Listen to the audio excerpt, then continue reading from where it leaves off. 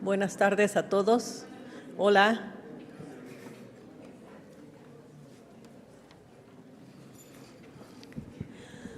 Vamos a empezar nuestra presentación de hoy. Tenemos la suerte de tener unos visitantes distinguidos de la ciudad de Quebec dentro del marco de lo que ha sido la colaboración del Q2, que pues una de las actividades el año pasado fue organizar la escuela de verano de Hébert sobre imagenología del cerebro. Y esta es la continuación de este esfuerzo colaborativo que estamos haciendo, pues las dos ciudades, Querétaro y Quebec, por eso es Q2 o Q al exponencial, ¿no? Pues hoy tenemos la suerte de contar con 3 presentaciones, no una solamente, sino con 3. Y entonces, pues voy a ir presentando a cada uno de los ponentes antes de que comience su charla. So, today we have the privilege of having 3 distinguished researchers from the CERVO that belongs to the University of Laval. And to start, Dr. Gabriel Bossé, who is assistant professor at Laval University in the Faculty of Medicine, he is going to present his work on drug abuse in a zebrafish model.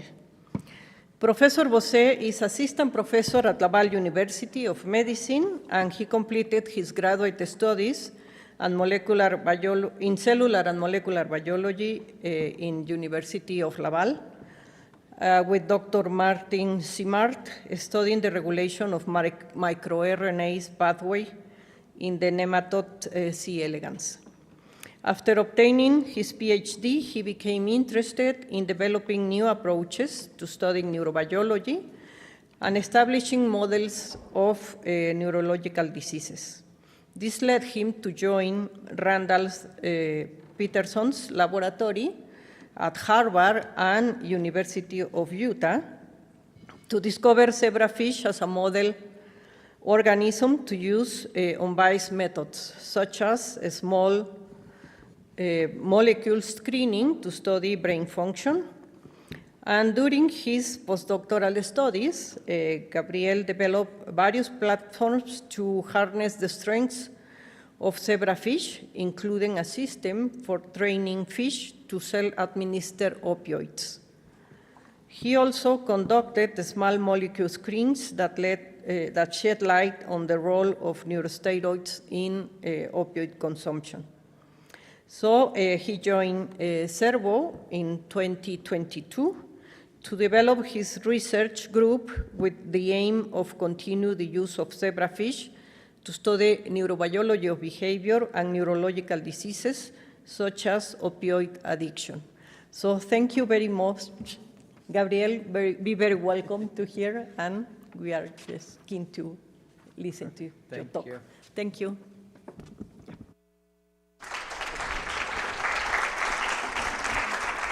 All right. Good morning, everyone. Thank you for attending. Thanks for having us. So I have the pleasure of starting the round of presentation. Thanks for the kind introduction. As was mentioned, we use zebrafish to study the neurobiology of addiction and drug abuse. So why zebrafish? So zebrafish has a good homology of the CNS. Most brain structures are conserved, including neurotransmitter systems, for example.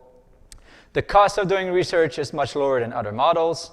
The throughput that can be achieved with fish is higher than rodent or primate. Good translational potential, and one of the main key interests for me is the unbiased approaches you can do with fish. So the lab has 2 major axes.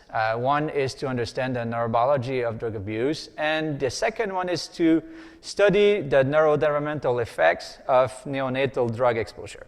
So today I'm going to give a brief overview of those 2 axes, starting with the work that I did as a postdoc looking at opioid addiction. So as you might know, the opioid crisis currently happening in the US is not limited to that country. It's a worldwide effect. So opioids are used as painkillers, and it's believed that up to 12% of people using opioids for pain will develop an opioid abuse disorder. One of the consequences of those abuse is a sharp rise in death related to opioid. These are overdose numbers in the US alone. So we're talking about 100,000 people that die every single year from opioid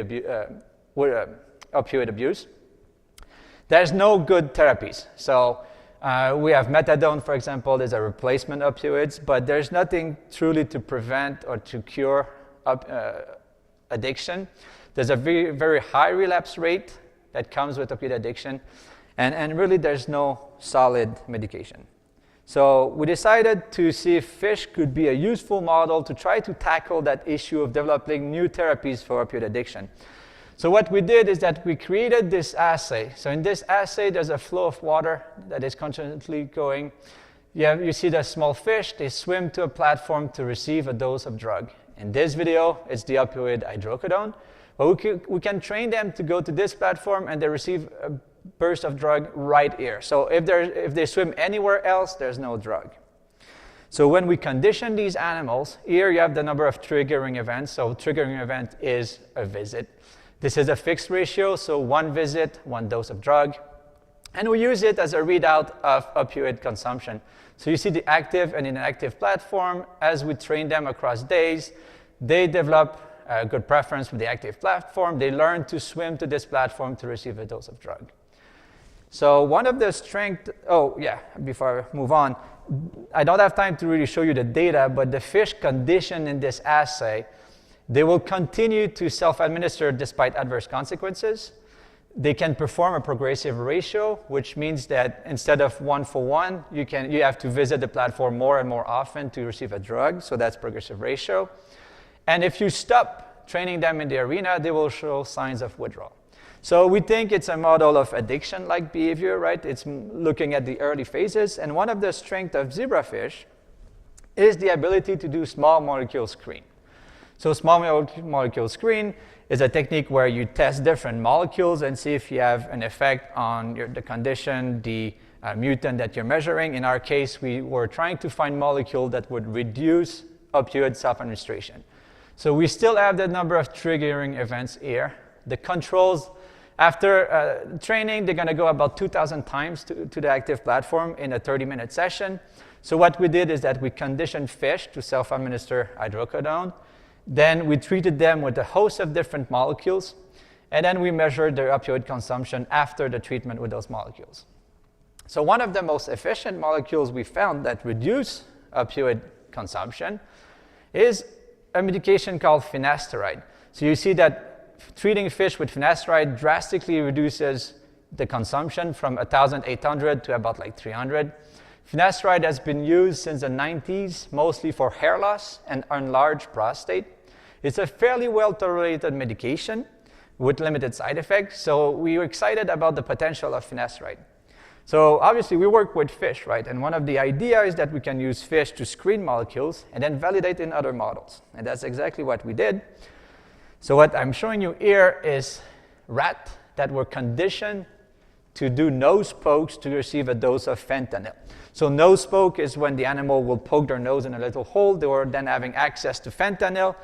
They were conditioned for 30 days, and then we treated them again with finasteride. So in blues are vehicle-treated animals. In orange, finasteride-treated.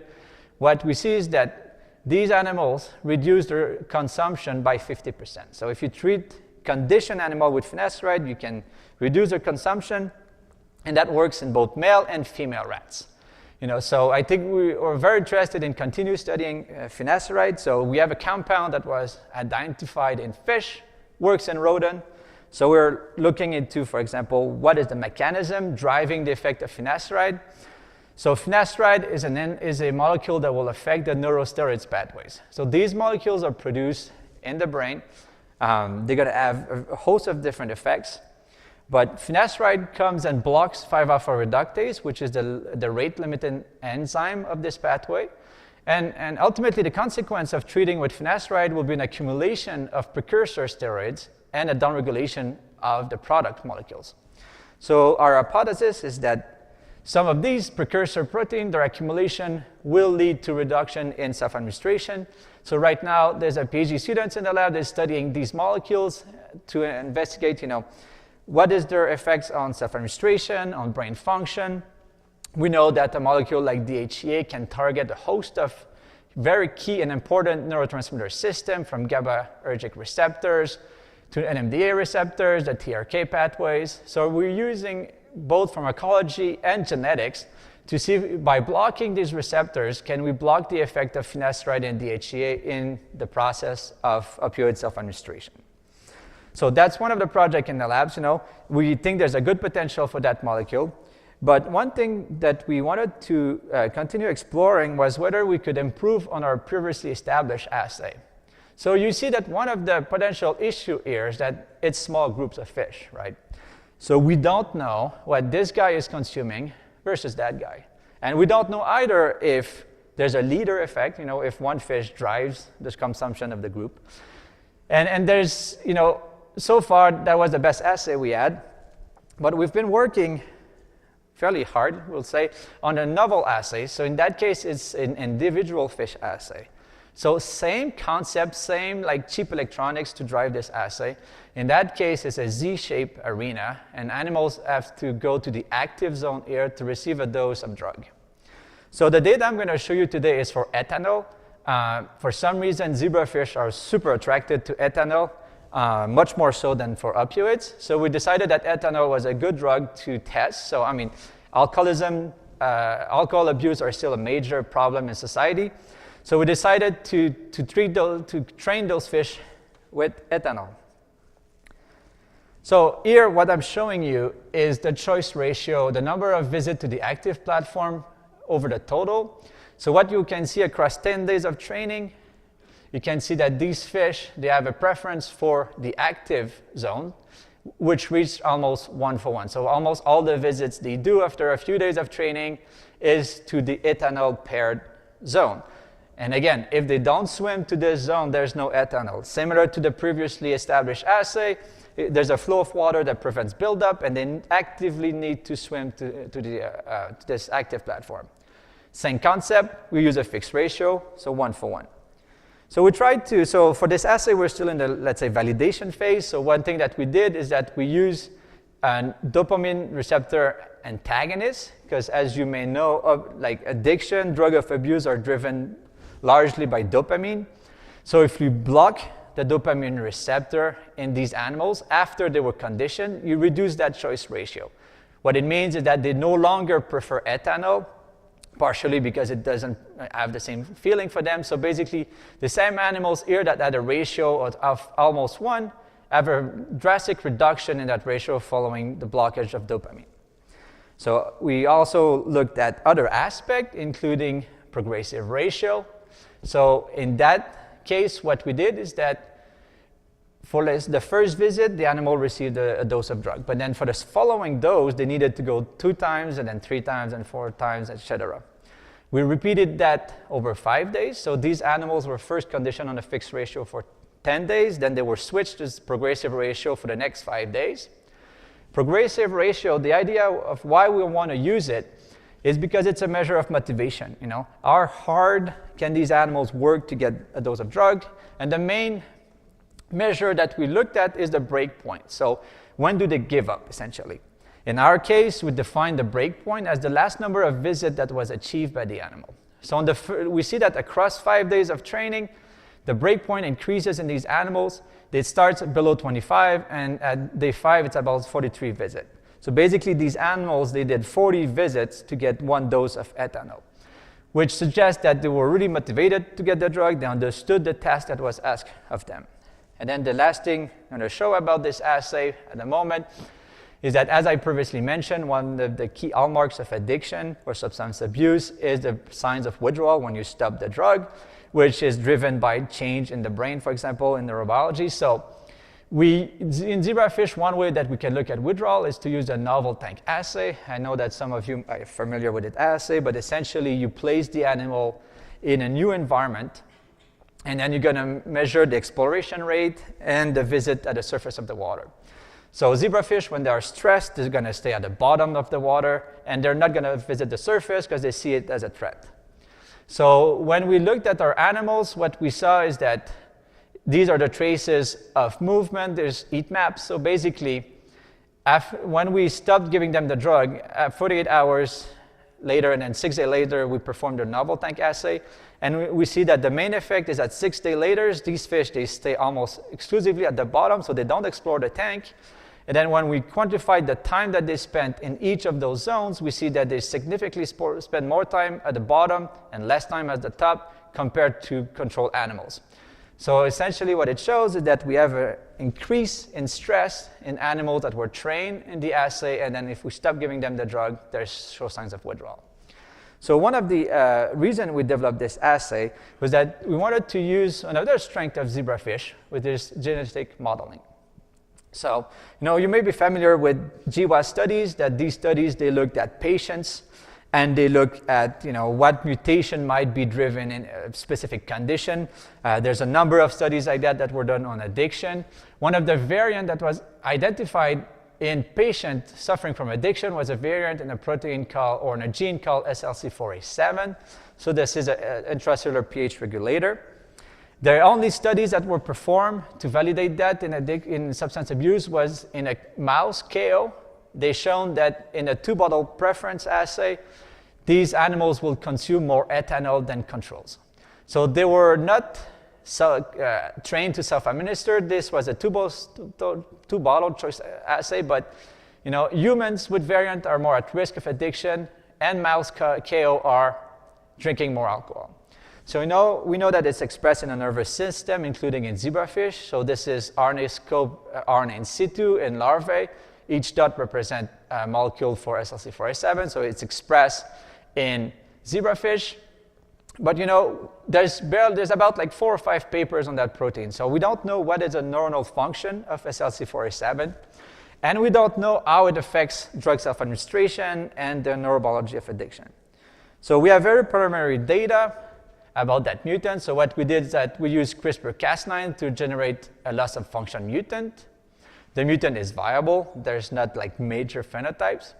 An important distinction is that we generated that mutant in a Casper background. A Casper background means that the fish are perfectly transparent. So this is not the same background as I've shown before. But we did that because we want to do like imaging and things like that with that mutant.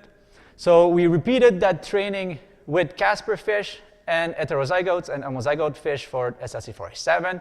You see that Casper fish will have a slower learning curve for the distinction between the platform, but our mutants will learn to distinguish between the active and inactive platform at a faster rate, and they will reach almost 1 as early as day 4.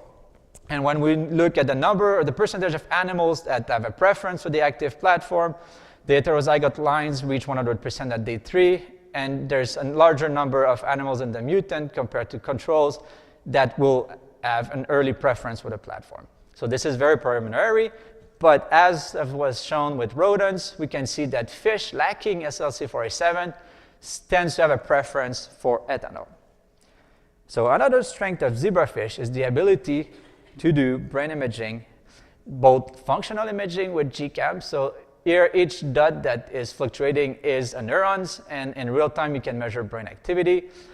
We can then map these brain activities on atlases that have been published to know like which brain regions, which cellular subtypes are affected.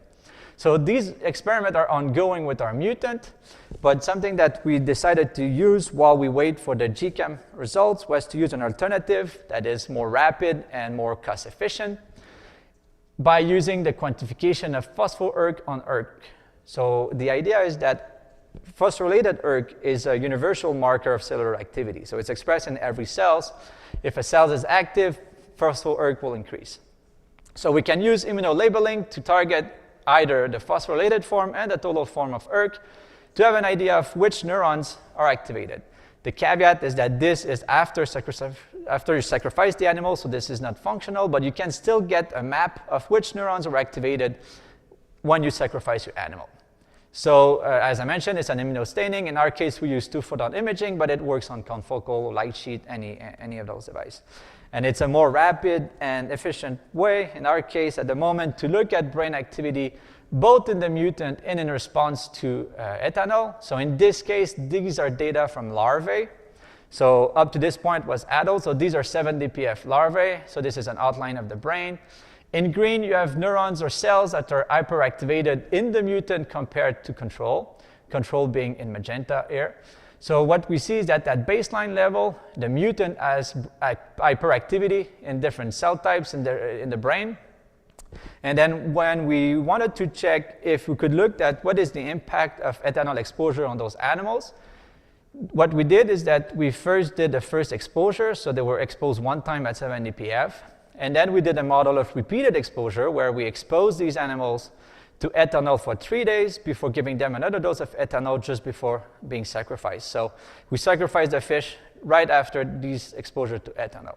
So in this case, it's not so much a model of like drug abuse, but a model of what happened with drug exposure in those animals. So this is the wild type, or the Casper fish exposed to ethanol. You see that repeated means, in green it means that it's more active in the repeated exposure animals.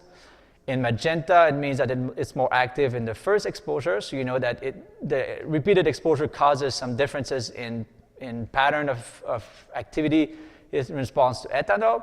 But you see that this is quite different in the mutant. So in the SLC4A7, you can appreciate in the telencephalon, in that brain region, for example, that cells become super hyperactive in repeated exposed animal compared to the first exposure. This is not observed in control.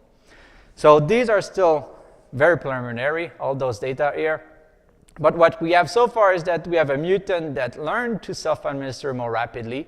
Their brain responses to ethanol is different. So we're currently pushing those data, looking at molecular signature in those mutants. Are they different between mutants and control and everything? And really what we see, the potential of zebrafish in drug abuse, is that we can do genetic modeling to look at all of those have been associated closely to or not to addiction in GWAS study. For example, we can do mutants of these genes in zebrafish.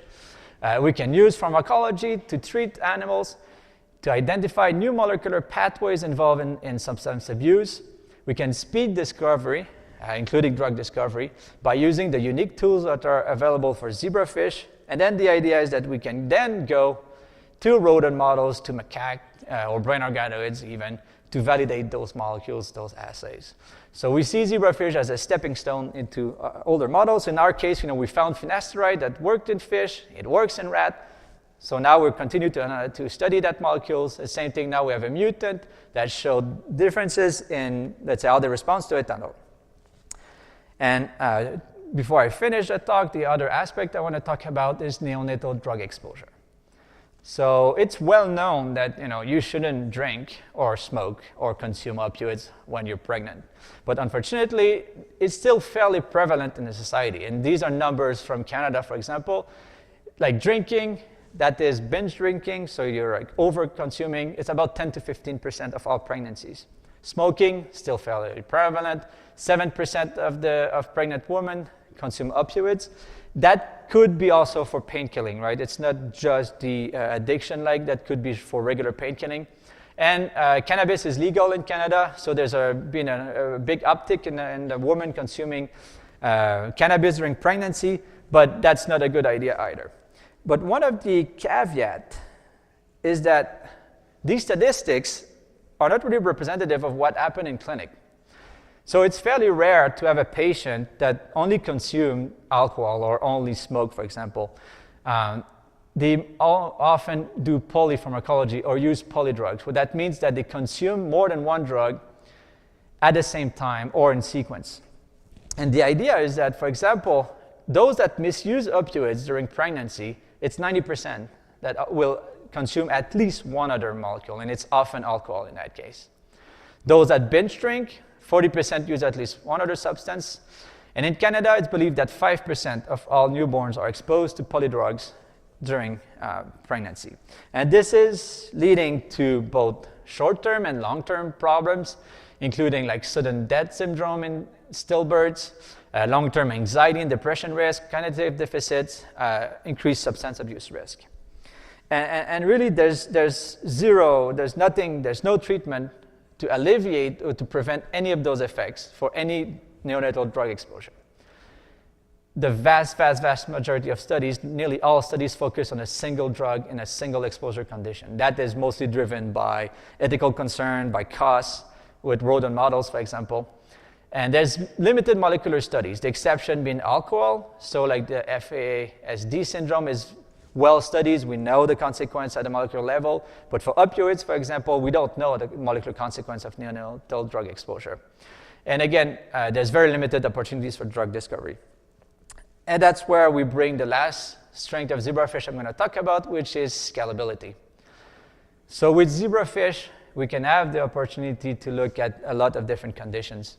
So what we do is that we have ethanol, morphine, and nicotine that we treat early embryos with them, including all the combination possible. So we have 8 different conditions that we test in parallel to see what is the effect of combining drugs together. Is that different from single drug exposure? What are the molecular impact of combining drugs? So what we do is that we take animals that were freshly fertilized.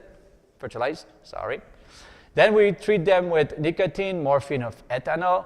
These doses are biologically relevant, meaning that people have measured the tissue content of nicotine or morphine and matched it with humans. So we are in the range of like binge drinking or opioid addiction, for example, but they are biologically relevant for humans.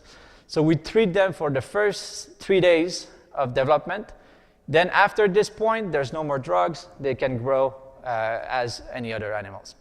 So in the lab, we have a host of behavior we can perform with larvae, with adults, looking at stimuli responses, long-term diet preferences, sleep, sociability, addiction, anxiety, memory. I'm not going to show everything. We also do transcriptomics, both single cell and bulk, and we use functional imaging to see, more in-depth in the tissues what is happening. So one of the ideas by using zebrafish is that we can test them in plates like that. So this is a video from 96 well plates. You can have one fish in each well, so you can rapidly compare those 8 conditions together. The assay I'm going to talk about today, we call it the multi-stimuli assay. The idea is that there's different stimuli that's going to be presented to these animals, whether it's light to dark transition, strobe light responses, responses to repeated vibration. This was induced habituation, flashes of light, flashes of vibration. The idea is to look like sensory motor responses, and because we can then, this is a control trace. This is super typical, like pretty much every time we do it, it's the same traces. But then we can compare with animals that were exposed to drug of abuse as embryos. How does this impact how they react to these stimuli? Here I'm showing you the traces of 4 conditions. You're going to see that this is the log2 fold change. The idea is that then control animals are at 0. With log2 fold change, the nice thing about it is that if you have at +1, that means you're moving twice as much. Same thing with -1. So what you can see here are traces with the MSA, the responses of these animals in comparison to controls. This is for ethanol, nicotine, the combination of ethanol and nicotine, and the triple drug exposure. And then we can measure, how do they react to these different parameters compared to controls. You see that on average, ethanol-treated fish at 70 ppf will be hyperactive. Nicotine induces hypoactivity. And again, these animals were exposed up to 72 hours, but these experiments were performed at 7 days. So the last dose of drug they received was like 3 or 4 days before that. So there's no drug in their system at that point. And you can appreciate that when you start combining drugs, you have a mix of effect that is not just hyperactivity, not just hypoactivity, and then you have some peak like this one here that is only in polydrug exposure, not present in single drug exposure. Then we use different analysis tools and mostly like custom-made script that we can look at specific parameters, for example. So this is the average log2 fold change of animals treated with ethanol, morphine, nicotine, or the combination of those drugs. And we see that during the first initial dark phase, both ethanol, morphine, and the combination of ethanol and morphine, these animals are hyperactive with an average that is greater than 2. So the orange bar here are at 2. So these animals are hyperactive in the dark, for example. And one thing that we decided to do to go deeper into the analysis of our behaviors, you can do clustering like this on the entire, so this is a clustering of the entire duration of the assay. We cluster these animals whether they were hyperactive, low activity, high activity, or hyperactive. controls animals here have a well mix of these different behaviors. You can appreciate that in an ethanol-treated animal, about a bit more than 75% of these animals are hyperactive compared to controls. On the other spectrum, morphine nicotine treated, there's no or barely any hyperactive animals. You have mostly hypoactive. So that gives you a quick overview of the distribution of those behavior among the population of those larvae. And the other thing that we did, for example, is that we analyzed a host of different parameters with that multi-stimuli assay, whether it's like amplitude of responses, movement in the dark, how fast do they freeze with the strobe light. And then we can build those more in-depth clusters of how these animals reacted compared to controls across those different parameters. And then we can cluster drugs together based on the behavioral signature. So again, morphine and ethanol and the combination of those two drugs tends to have fairly similar behavioral responses. But then nicotine drives a mostly hypoactive state compared to this hyperactivity in dark red here. The dark blue is mostly hypoactive. And you see then when you start mixing drug, you have different profiles of responses. So you'd have different profile of behavior in those animals. So you can rapidly tease out the single drug to polydrug effect. So one thing that we did is that we used, again, that ERG-phospho-ERG technique that I've presented before to look at which cells are hyperactive. So these are baseline activities. So these animals, we took them from their regular plate, we sacrificed them and look, is there any neurons, any cells that are hyperactive in those animals? So here, the data I'm showing you is for ethanol-exposed animals. So you can see that you have hyperactivity in some cells. So again, in green is hyperactive in ethanol treated, in magenta it's hyperactive in control. And if we improve the contrast, so you can see that again in the telencephalon, you have hyperactivity in those animals. These again are 7 DPF animals, so the 7 days post-fertilization animals.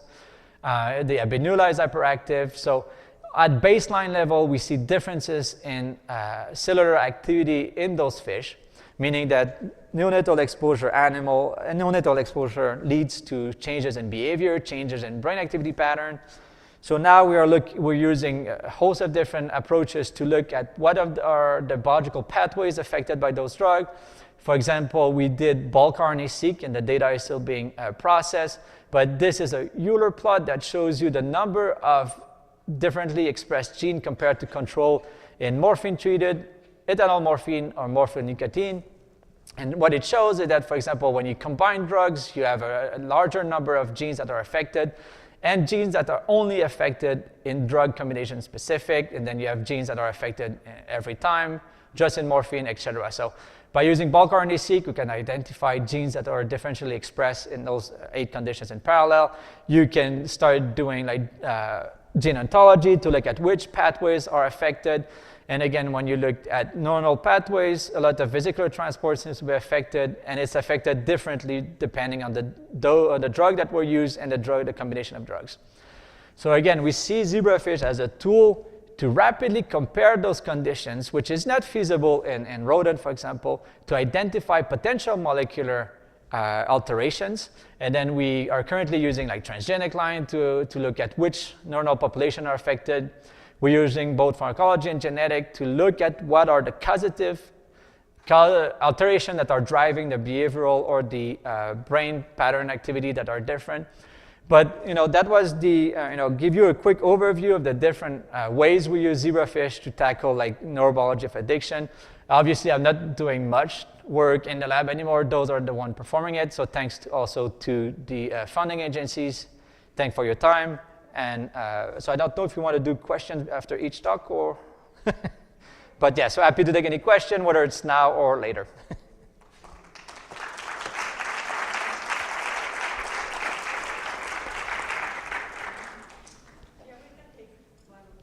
Sure.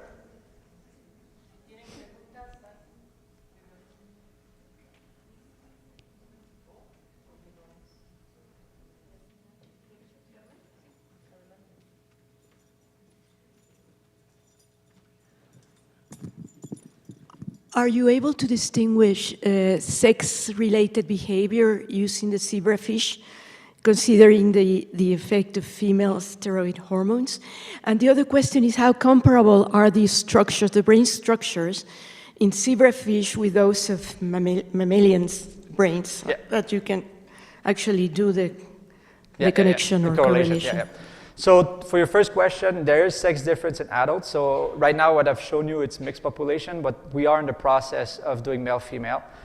So for larvae, it's not possible. So sex differentiation in zebrafish happens later, but for adults, it's something that we are looking at. We don't have very good data, but it's a very good point that like progesterone and when you put neurosteroids, there's differences male and female, and that's the case in zebrafish as well. So that's something that we will be looking at. In terms of brain regions and conservation, so all the major brain structures are conserved in fish in like a more primitive aspect, right? But you know, the reward pathway, the reward connections, they do exist in zebrafish. The main brain region that is not conserved is the prefrontal cortex. So that, it doesn't really exist in fish. But for the other brain regions, people have been able to find neural subtypes, connectivity that are similar to humans. And something like the reward system is a very primitive system, right? So, you know, they do motivated behavior and everything like that. So this is well conserved, at least on a functional consideration. But otherwise, you know, they're like dopaminergic, glutamatergic, and NMDA receptors. Both the receptors, the pathways are conserved in fish. So would you consider this a limitation of the model, the fact that the brain is such a primitive brain, and the drug would, you know, in terms of studying drug effects in humans? Yeah. So obviously, you know, this is a more primitive model. I think we're more modeling the early aspect or early phase of substance abuse, you know. So, but for the more complex relationship with like long-term drug use and everything, that's becoming a limitation, that's for sure. But I think in terms of, you know, what we can still understand about susceptibility or some pharmacology, I think that can still be robust. But there's definitely a limitation. It is more primitive. That's no argument there.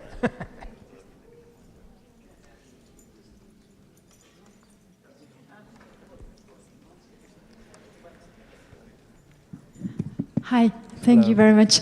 I was wondering how specific is the SLC for a mutant for addiction? Mm-hmm. Because regulating intracellular pH probably has to do with many more processes. Yeah. So that's what we're looking at, you know. So we're looking at like other behaviors, whether they're changed. So we don't see an effect on like social behavior in these adult animals.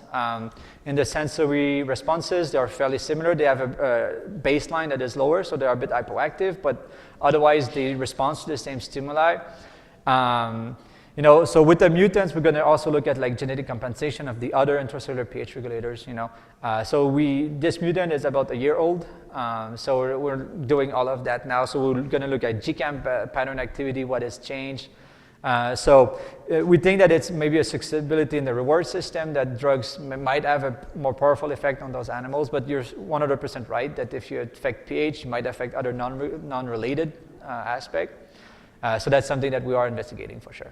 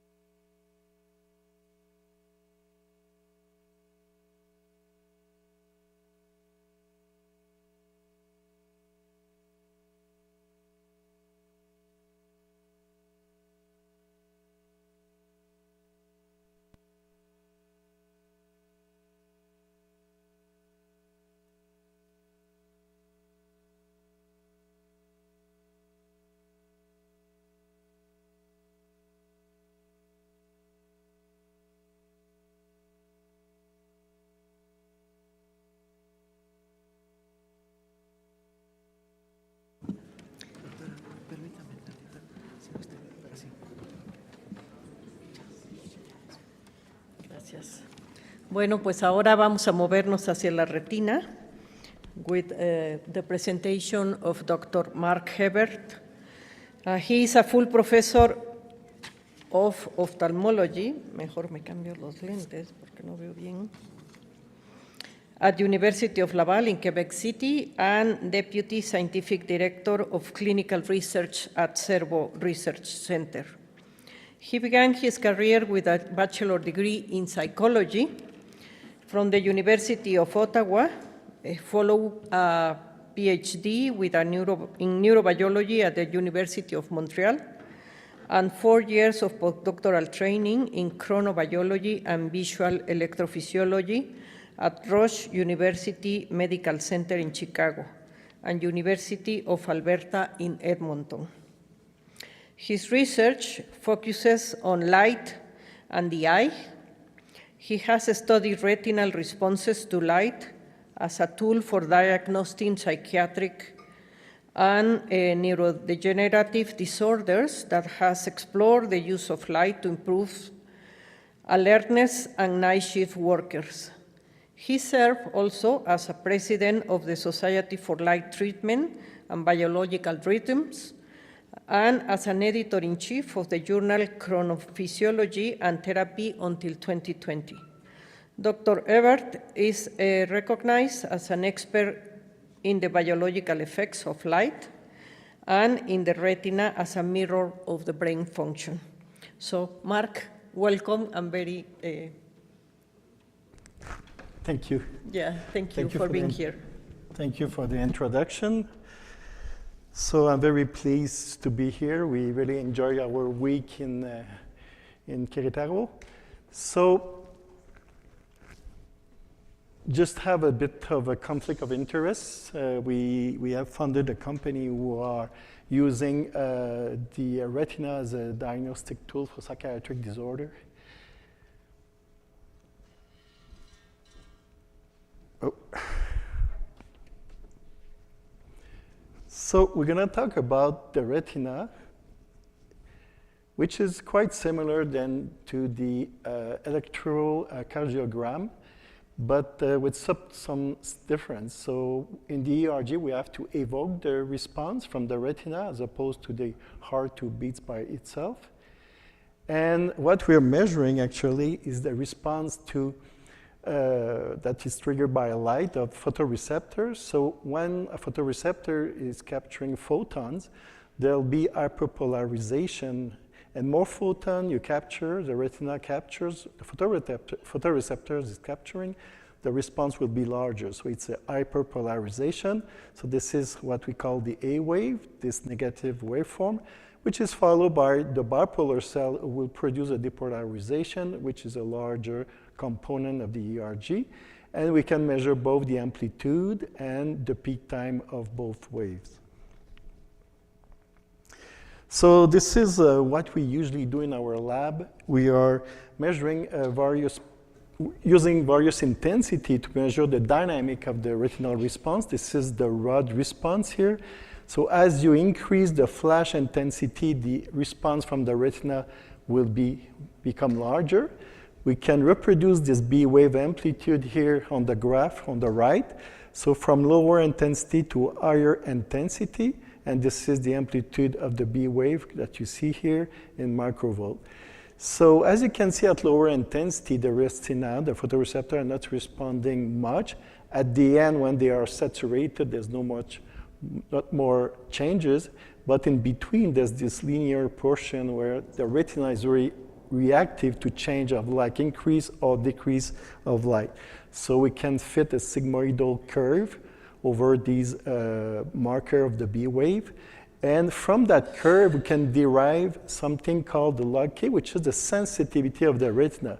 So you take the maximal response, you divide by 2, 50%, and then you try to find the intensity that will yield to the 50% amplitude on that sigmoidal curve. So this is called sensitivity.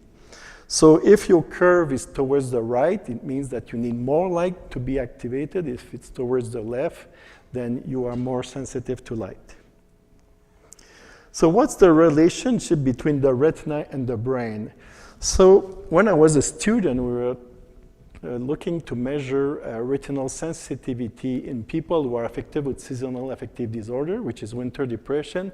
We have many people in Canada that are affected in the winter due to the reduction of the photoperiod, so there's less light, natural light exposure. In the summertime, people are fine. In the winter, they get depressed. It's about 2-3% of the population who get very severely depressed, about 20% who get a mild depression. And I was thinking, how could we explain this sensitivity that could be different in those people in the retina and a depression that is occurring in the brain? And I found out this book that was republished in 2012. And the title was very interesting, like the retina, an approachable part of the brain. So we started that work 25 years ago and using the retina to investigate the brain. Nowadays, we know that the retina is part of the nervous system, central nervous system, but at the time in the early 2000s, that was not the same story. So we know now that the retina, during the development, the embryonic development, the retina is part of the brain that will detach. There will be the link with the optic nerve that will maintain the connection, but it's really a portion of the brain that will become the eye. And during the neurodevelopmental process, anything that's happening in the brain could be replicated in the retina. We have the same neurotransmitter in the retina. It's very similar functioning. So we had the chance at the time to have the research director of the center was Michel Maziad, who is a psychiatrist. And he had followed for about 30 years 48 families northern of Quebec. And this is very isolated place at the time. And in this population, we have what we call the founder's effect, which is the loss of genetic variation that occurs in individual when a new population is established by a very small number individual from a larger population. So there's 21 people who went there, many, maybe a couple hundred years ago. They went to the north of Quebec, established a colonization, and of course there was no road, and so the genetic variability was quite less. So in this population, you have diseases that are very prominent, like glaucoma, schizophrenia, bipolar, and they have other diseases that they don't have as compared to the Quebec population. So we've been following 48 families, Dr. Maziad, and we had children from these families. So these children come from families who have at least 6 members with schizophrenia or bipolar disorder within the family that are still alive. So we had 29 children, which are called high risk, so they have about 10 times more chances to develop schizophrenia or bipolar disorder, and we had 29 control that were matched for age and sex. So this is the luminance response function for the rods that I just presented before. So you have the controls on top, and you have the high-risk children in the bottom in blue. You have for the woman and the male. You see the difference is very similar. There's a 20% decrease in amplitude in this group, same for the female. What you see here is the luminance response current. There's a saturation of it, so all the rods were activated. Then when we increase the flash intensity, this is the cone contribution. So we see that the cone contribution is also affected in this group. What's interesting in this population is they don't take any medication, they don't have a diagnosis just yet, they don't have symptoms. So it's just, for us, this means this is a vulnerability to develop a psychiatric disorder. So when we compare, so we have those high-risk children that I just showed you. Then if you compare with people with seasonal data affective disorder, so we have this is an example of one person. In winter time, this is the curve. The person is less sensitive to light. In the summer, goes back to normal. So it's moving during between season. There's a difference of about 0.2 20 log units in between the sensitivity. You see the saturation, though, is maintained at the same amplitude. If we compare for those high-risk children, there's a decline in amplitude. So to me, it means two different things. This is a reduction of dopamine in the retina, and this is an increase of dopamine that will impact the rods. So this led us to believe that maybe we could distinguish disorder, psychiatric disorder, using the ERGs because we have different patterns that we could be observing in these two populations. Again, this population is interesting because we use light therapy to treat them, no medication. So there's no medication effect in these two conditions.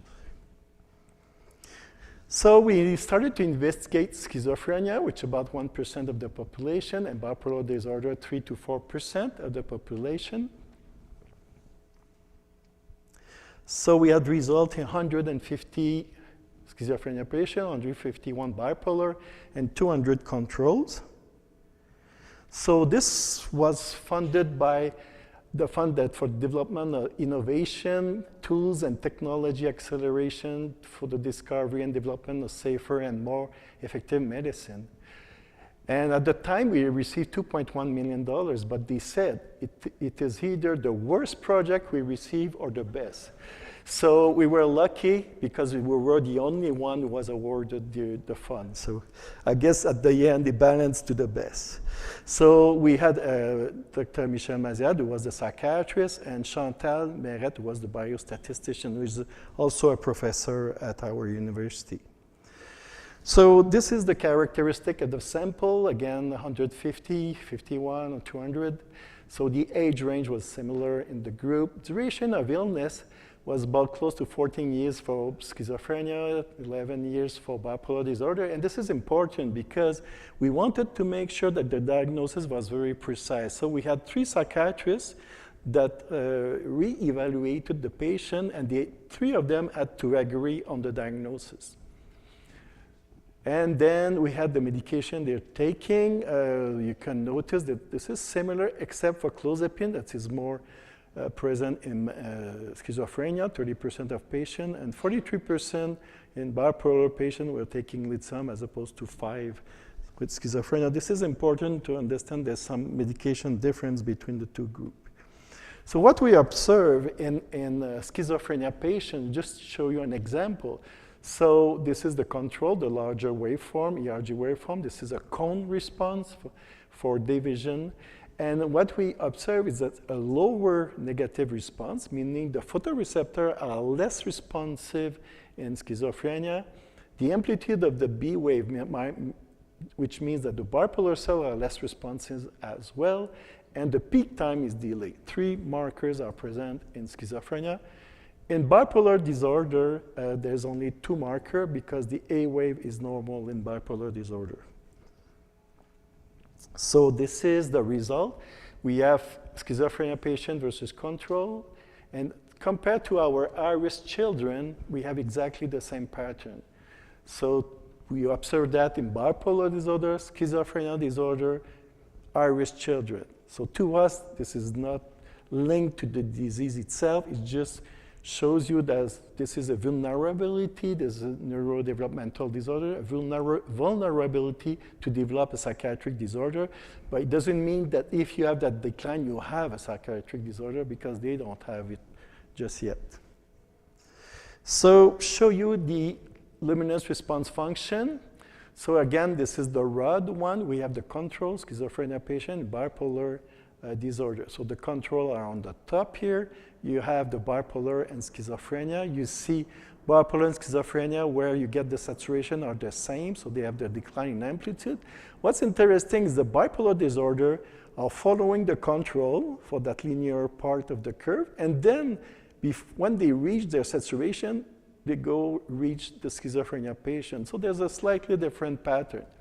Here we have something different again.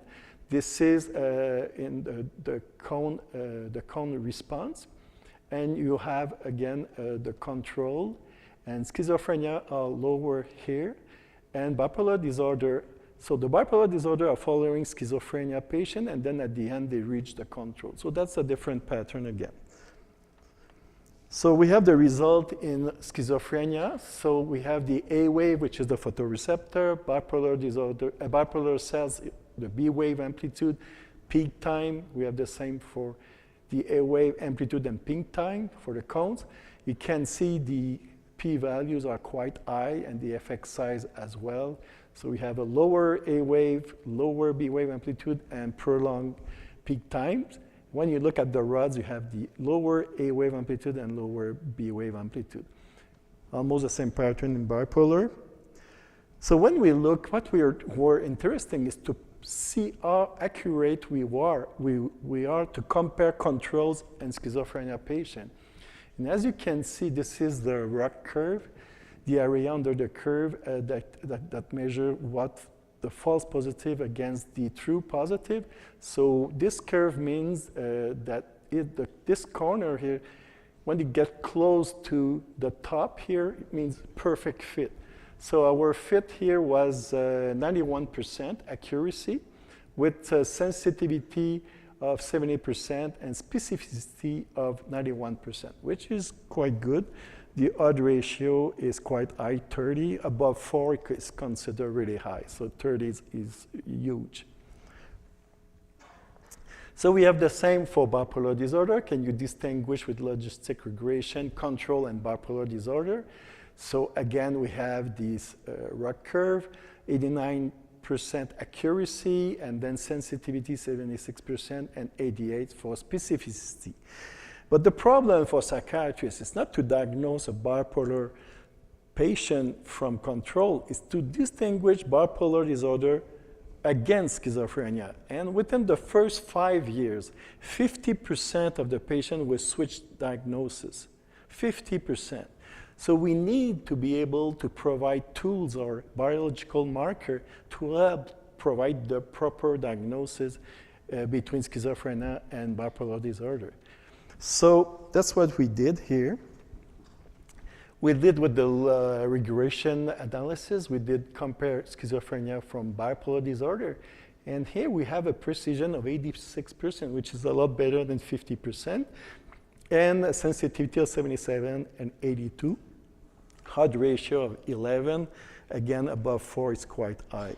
So with this tool, you can distinguish schizophrenia and bipolar disorder just by doing this ERG testing, because the diagnosis so far in psychiatry is made by clinical interviews. That's the only thing they use. So by providing maybe something like more biological, we can help improve the diagnosis in these patients. So just to summarize the results, so schizophrenia control precision in 91%, bipolar control 89%, schizophrenia from bipolar 86%.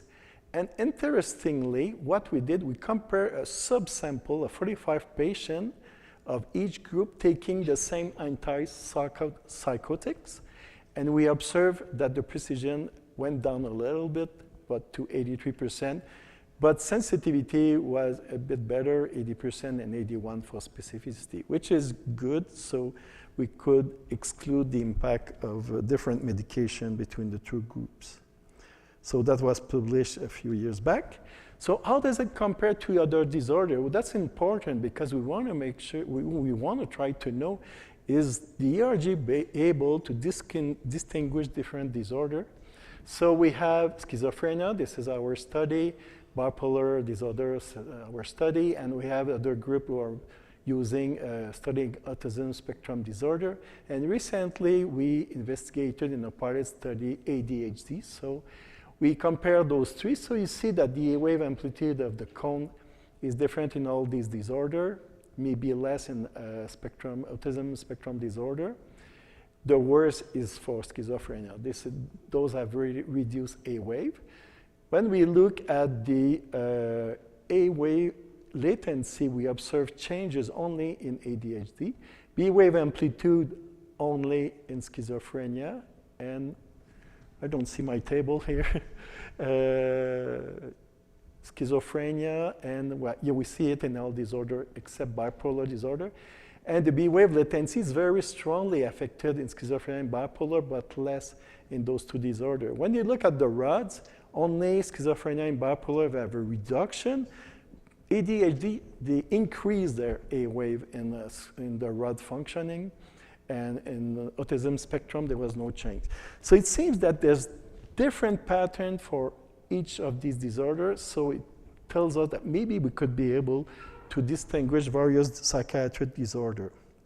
So just showing this is Quebec City, the whole city. Maybe if you have a chance to visit, this is one of the nicest place in Quebec. And this is the CERVO Research Center. If you have the chance to come, question, and yeah, I'll be ready to take questions.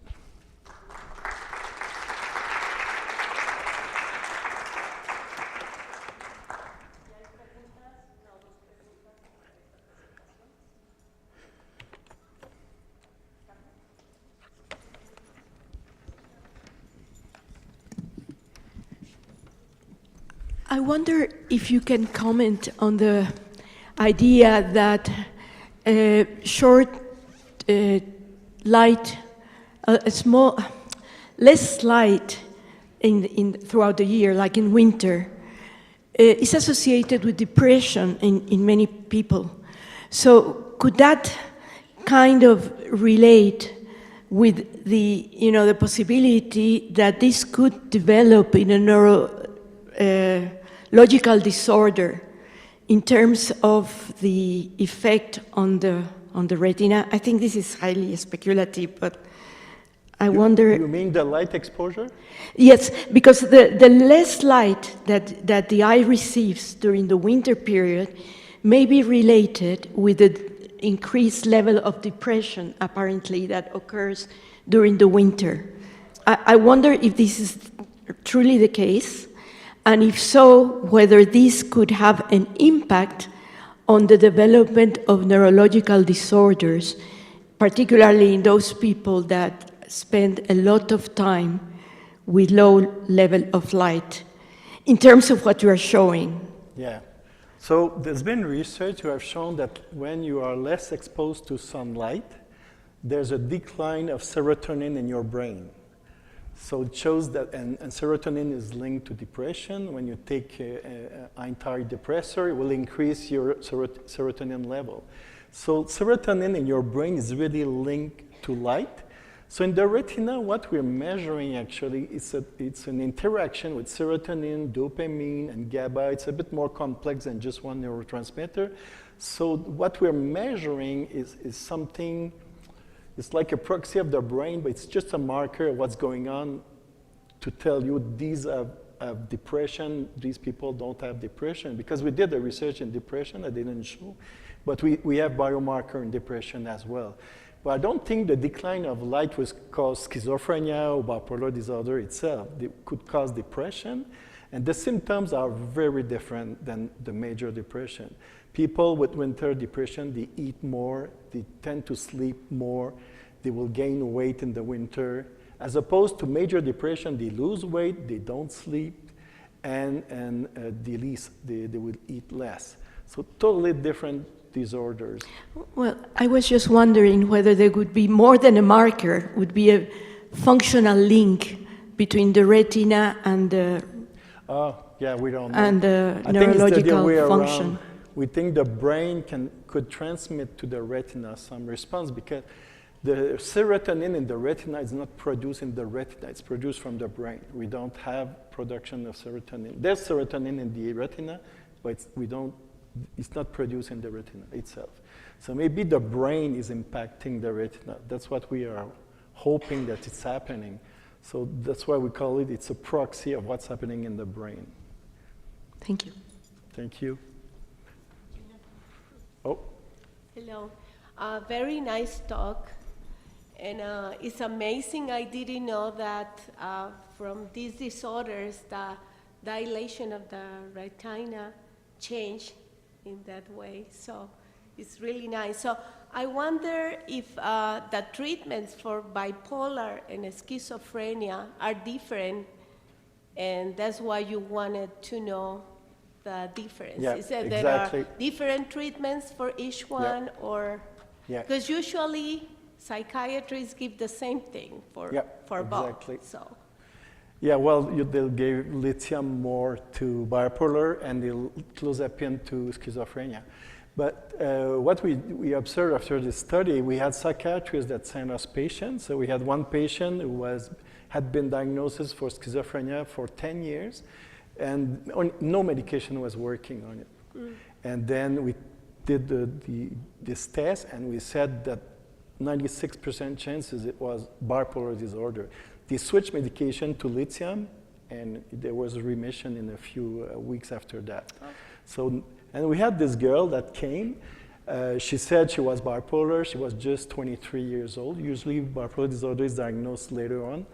And she says to the psychiatrist, I think I'm bipolar. So he said, I don't think she is. She went to, maybe she looked in the internet, Google Doc and Dr. Google, and she thinks she's bipolar, but she's not. So we did the ERG, and we confirmed that she was bipolar. And the doctors told us afterwards that both parents were bipolar disorder. So the chances that she had, because part of the psychiatric disorder is genetic, part is environmental, but if both parents are bipolar, there's quite a good chance that the kid will be bipolar. So what she was noticing was the symptoms she had was the same as her parents.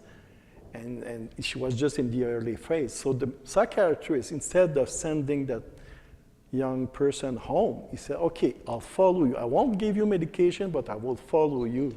And if there's something happening, then we'll give you proper medication. And if you treat psychiatric patient early on, there's a lot of chance, you increase the chances to remission, and that they can be active, member of the society, work. A lot of them are university, they have university degrees, they are really clever, and this is the early treatment is that's why we are interested in kids as well. If we could predict the one who will develop psychiatric disorder, that would be huge. Wow. And there's for sure that the medication is not the one that caused the no dilation. Is that for sure? Yeah, exactly. Because what you saw, the rods, is the same in children who are not taking any medication. It's the same in bipolar and schizophrenia, that they take different medication. So we think this is the neurodevelopmental indication that you may end up with one of those disorders. But the cone response seems to be different between bipolar and schizophrenia, and the subsample showed us that if they take this exact same medication, we can still distinguish the two disorders as well. So when we did the study in depression, those who were not taking medication, they had a much more different ERG, but it seems that in depression, the medication will normalize the ERG response. But in schizophrenia, we don't see that just yet. Thank you. Thank you. And congrats.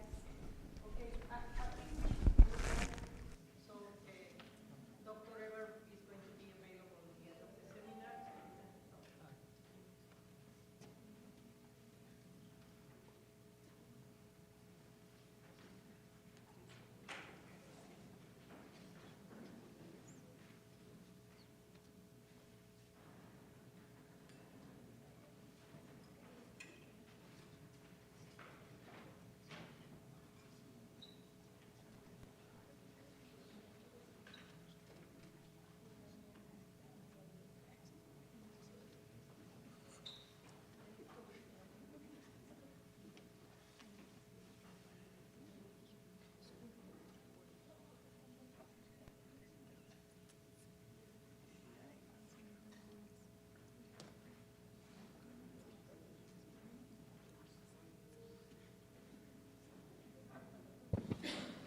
Okay, last but not least, Dr.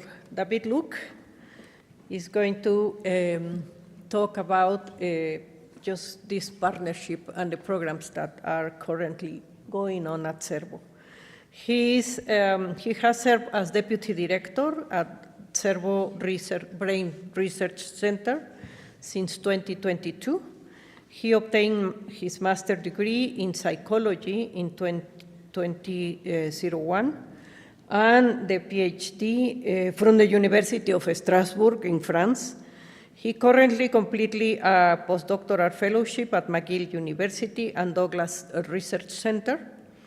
And then he held a faculty position at University of Montreal and was a researcher at the Institut Universitaire de Mental Health of Montreal for more than a decade. His research has focused on the neural mechanisms underlying cognitive and affective disorders in mental health, as well as on the development of neuromodulation-based intervention. Now, at CERVO, Dr. Luke oversees the integration of research and clinical activities, and he is also responsible for Open Science Initiative, the unique neuroimaging unit, and the development of strategic and international partnerships like the one that we are currently having, the Q2. Thank you, David. Go ahead. Thank you.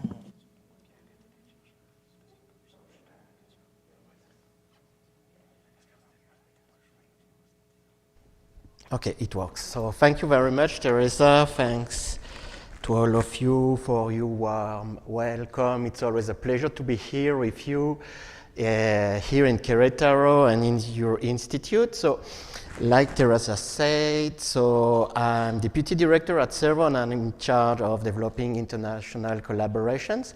And among them, this one with you is really, really important for us. And I'm here to show how, for example, implementing an open science policy could strengthen our partnerships.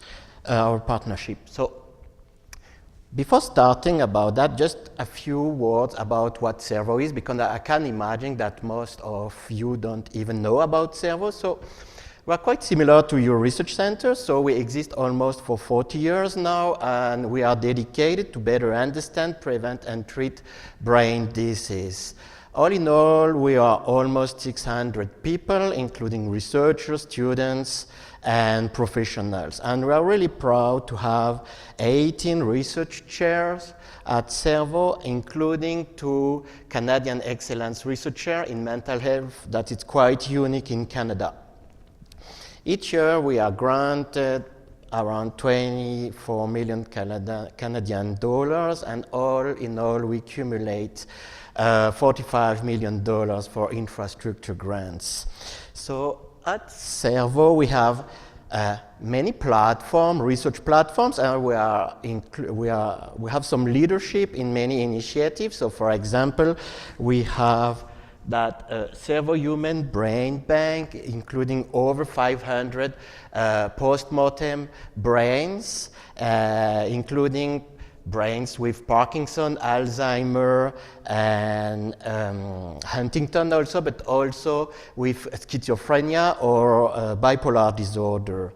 And we have other platforms for cell cultures, for example, and also we can produce and design viral vectors we can ship all around the world. So if some of you are interested, please, you can contact me and I can put you in touch with Marie-Ève Paquette. She was here last year, so maybe some of you know her, and we can start working together to develop some specific or to design some specific vectors. At CERVO, one of our strengths is neurophotonics, so we have a state-of-the-art national facility, including all the equipment you can imagine, over 46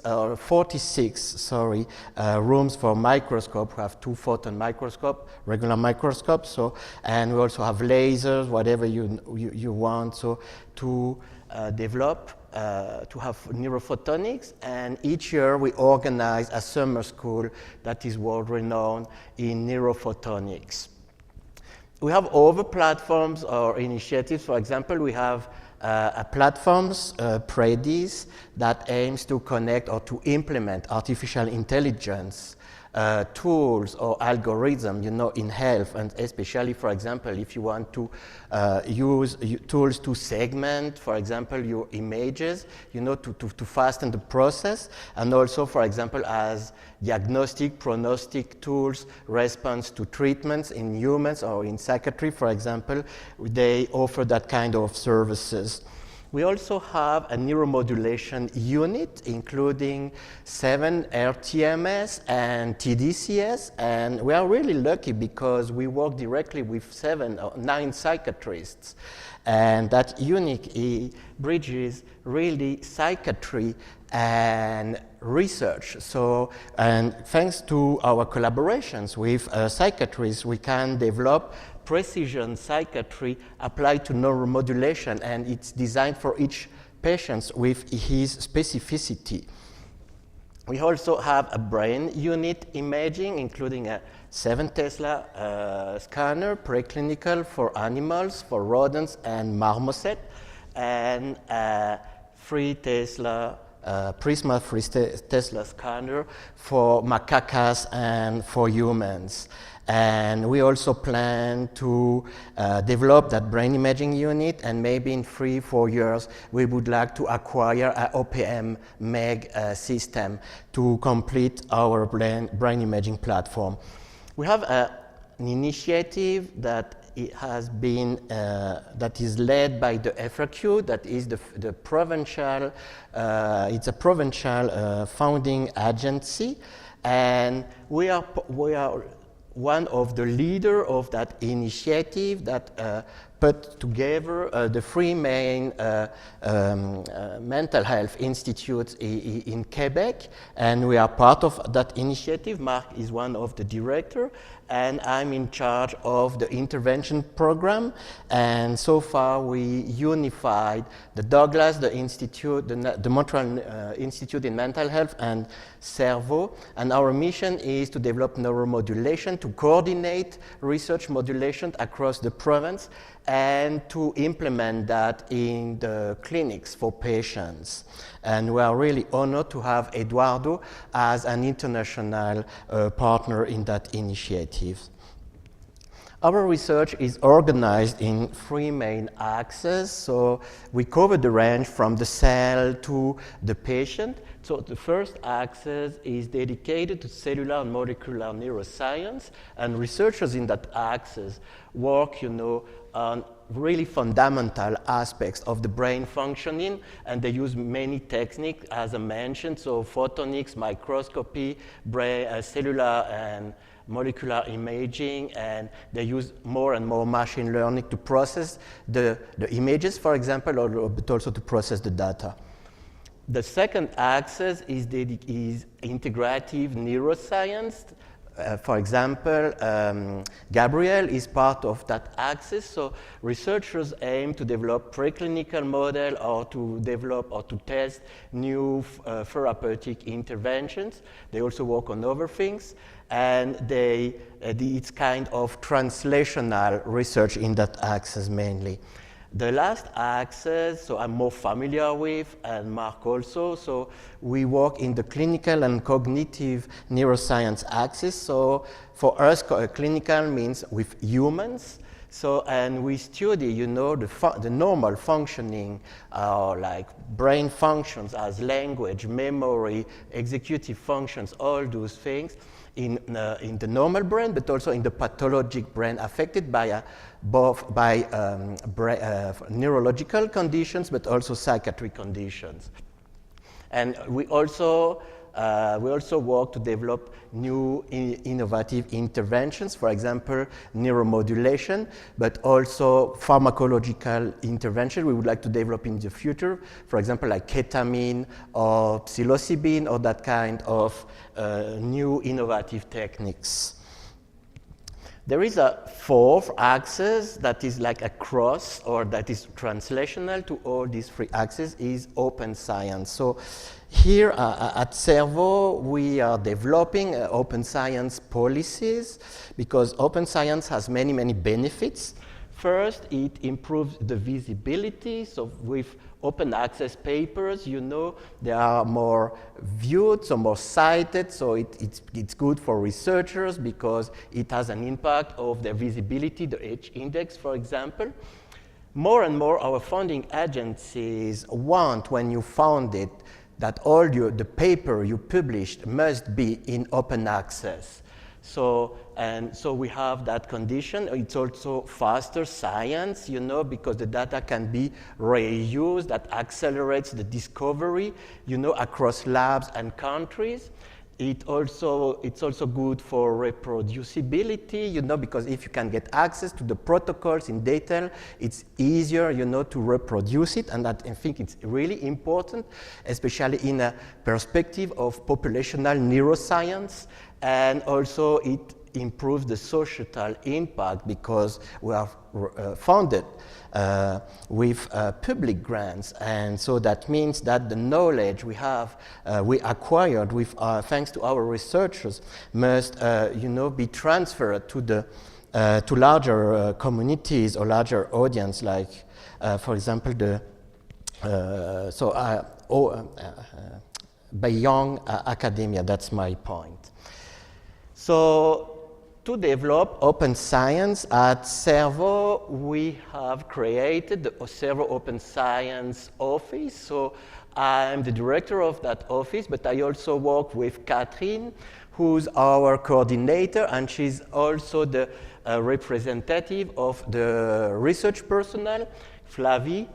She was here last year for the summer school, so she's a researcher and she's the researcher representative, and Cindy Ouellet, she's student, and guess what? She's the student representative. So, and to help us to develop that open science office, so we recently joined the Tannenbaum Open Science Institute, the TOSI.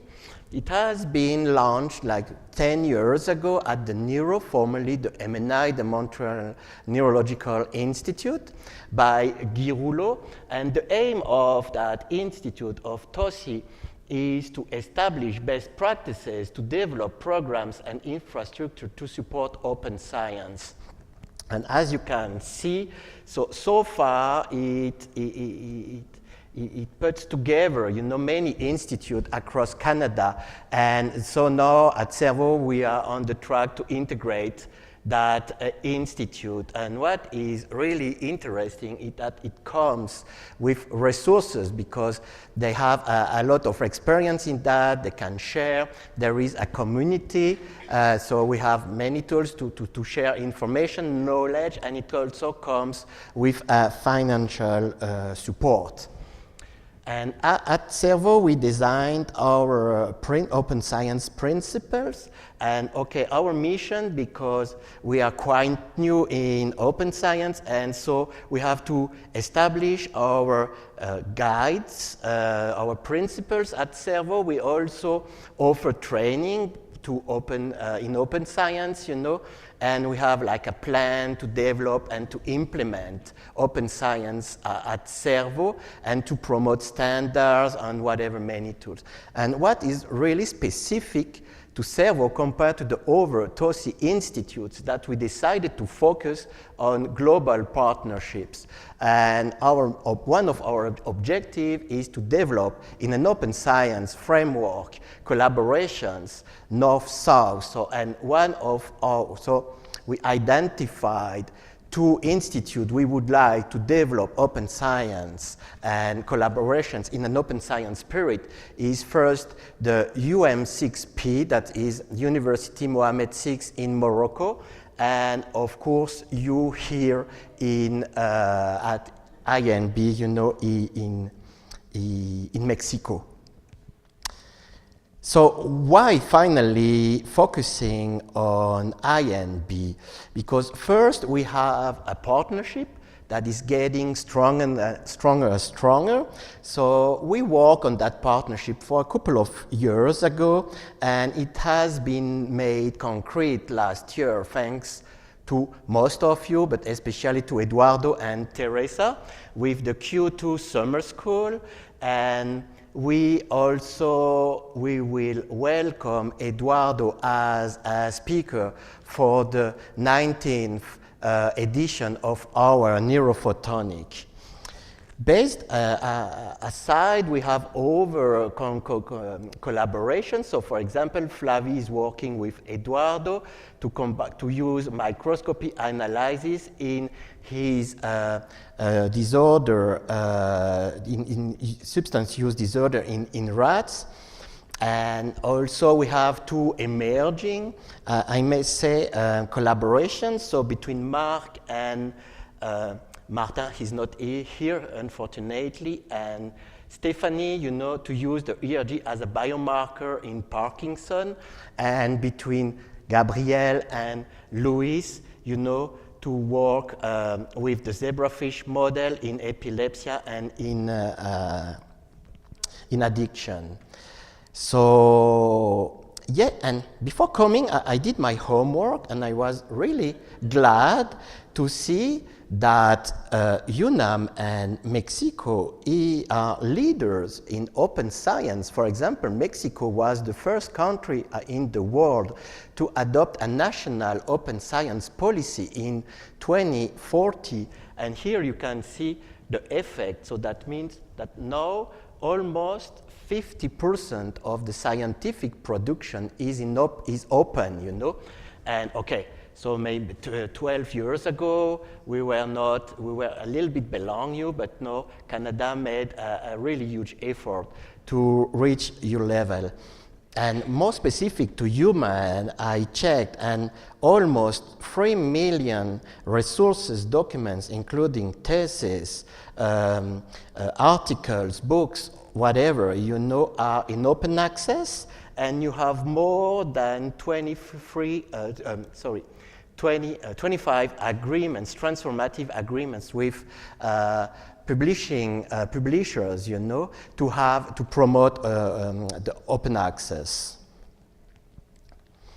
So, for example, for our partnership, I see many possibilities to develop that. First, we can have joint open science training, workshops, events, whatever. So our Q2 summer school, that should be biannual, and also our summer school in neurophotonics could be open, and over coming workshops could be. We could also develop platforms to share data and protocols. For example, in neuroimaging, there is that platform, Open Neuro, that is used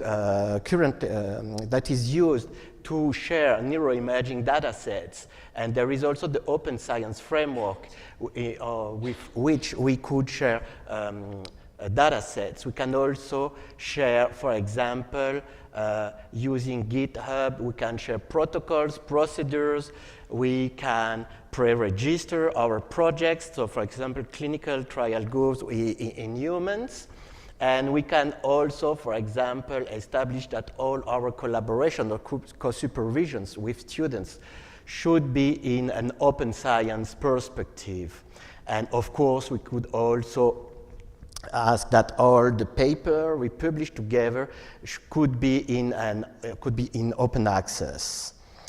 So far you could say, okay, David, you're kind, but nobody can be against virtue, but how can we do that, and how can we found that? So again, I did some homework before coming, and before coming I talked with Gabriel Pelletier, who's the TOSI scientific officer, and I talked about our initiative, and he told me that there are open that you, INB, you could join the TOSI, TOSI initiative, and with that you could get access to some resources, including founding resources. There are maybe other avenues we could investigate. Still at the Neuro, there is that International Team Prize. So for example, and it's open because it's international, and if we are awarded, it comes with research funding and also a small stipend to support.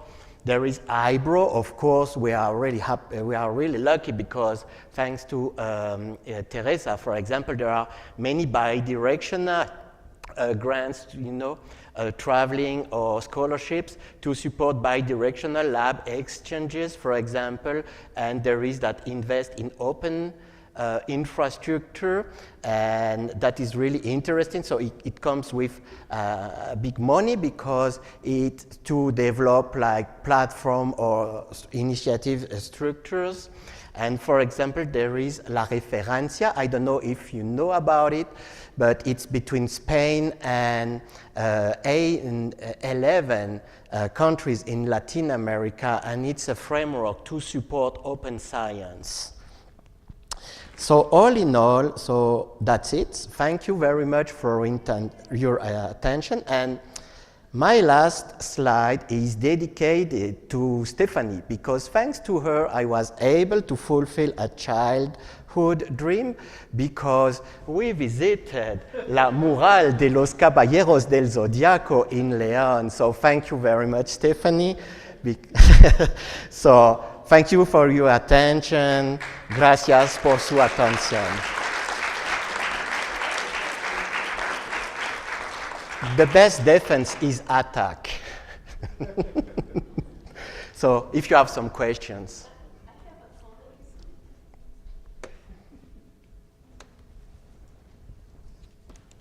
So this was very nice because you opened a lot of doors for us, so thank you for that. And we don't need to speak French, right? With English, it's okay to do those. You mean for TOSI, for example? For the collaborations. Yeah, because except us, in Canada, all over institute are in English-speaking provinces. Okay. So yeah, no need to speak French. It would be better, but yeah. Nobody's perfect. Okay, thank you for the three of you. Thanks to you.